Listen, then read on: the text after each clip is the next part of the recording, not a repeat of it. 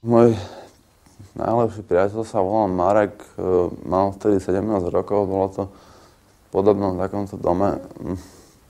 Boli sme si spolu kúpiť, myslím, pol gram heroínu. Ja som si vtedy dal troška viac, on si dal menej a zrazu proste ja som sa cítil dobre. Marek začal nejak meniť farbu, hovoril, že mi navracanie.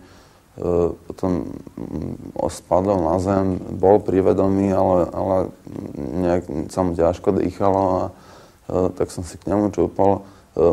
Padol do bezvedomia, tak som mu dal umelé dýchanie a masáž srdca.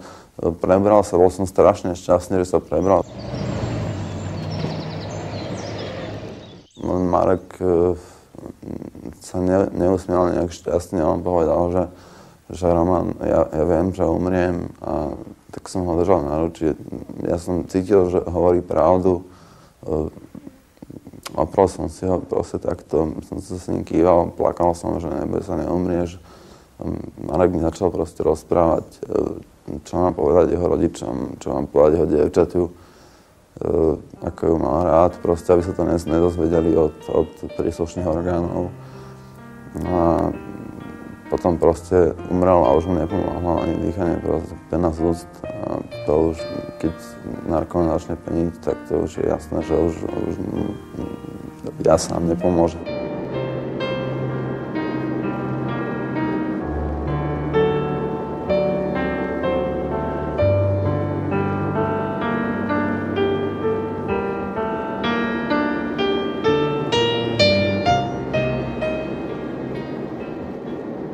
Ja keby som videl proste umrieť niekoho, kto neberie, že ho zrazí auto, tak sa zlaknem.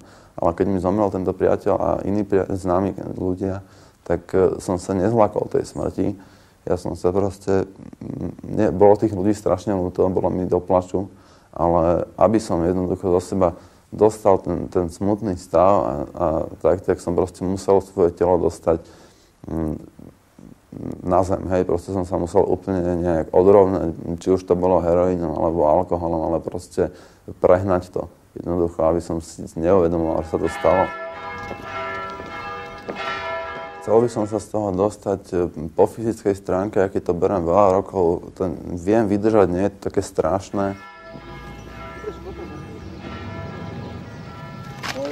Po psychickej stránke si proste to vydržím pár dní a potom proste môžem mať lieky na psychiku, môžem mať lieky na fyzickú bolesť. Psychicky to proste nevydržím a musím niečo urobiť, jednoducho musím si to ísť pichnúť.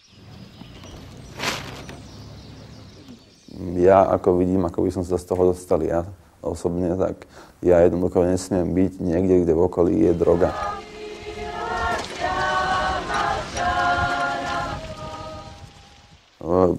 Som veriaci, aj keď som v mladšom veku chodil do kostola iba kvôli rodičom, ale neskôr som si uvedomil, že naozaj verím v Pána Boha, v Ježiša Krista, verím proste všetko. Neberiem to ako smrteľný hriech, lebo som sa nezabil. Ja nemám presne na toto urobený názor, proste, že čo sa stane s tými narkomanmi, ktorí sa predávkovali nechtiac, lebo málo ktorí sa išli predávkovať naozaj chtiac. Proste veľakrát som zveril svoj život do rúk Panny Márie alebo Pána Ježiša, keď som sa pomodlil pred tou dávkou a pichol som si ho s úplnou istotou, že ma nezabije, že Pán Ježiš sa postará o mňa, že ma proste podrží.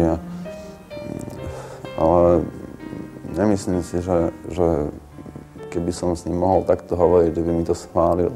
Že sme prišli pozdraviť našu matku, nebeskú Pannu Máriu. Bol som v Litmanovej na puti z hodou okolností akurát. Veľmi ma to oslovilo, aj keď ja som čakal, priznám sa, zázrak na Zvire. Akože čakal som, že sa mi zjaví Panna Mária. Zastavenie druhé. A Kristus berie na seba kríž. Očakávam ešte, že tam proste ešte pôjdem a že tam pochopím zázrak, ktorý sa tam určite vtedy stal, keď som tam bol. Verím, že Panna Mária mi dá nejaké znamenie, aby som mal viac sily s tým prestať. Oslovili ma tam proste tí ľudia, ktorí síce neverú drogy, ale tiež majú nejaké problémy a tiež si ich musia riešiť a vedia si ich riešiť, našli v sebe tú silu, tak ja verím, že nájdem tiež tú silu. Liečenie mi ponúkajú, čiže ja to využijem. Dúfam, že to bude úspešné.